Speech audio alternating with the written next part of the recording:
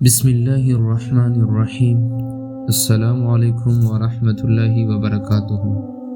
میرے محترم دوستو، امید ہے کہ آپ سب احباب خیر و عافیت سے ہوں گے۔ اللہ تعالیٰ آپ سب کو اپنے حفظ و امان میں رکھے۔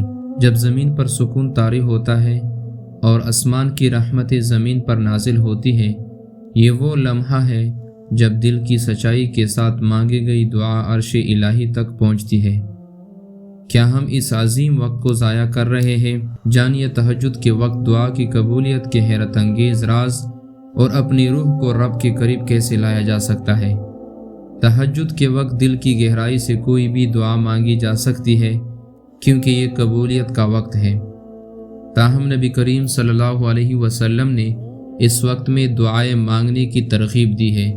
ایک مشہور دعا جو آپ صلی اللہ علیہ وسلم تہجد میں مانگا کرتے تھے، اللہم ربنا لک الحمد انت قیم السماوات والارض ومن فیہن ولک الحمد انت نور السماوات والارض ومن فیہن ولک الحمد انت الحق ووعدک الحق ولقاؤک حق وقولک حق والجنة حق والنار حق والنبیون حق ومحمد صلی اللہ علیہ وسلم حق۔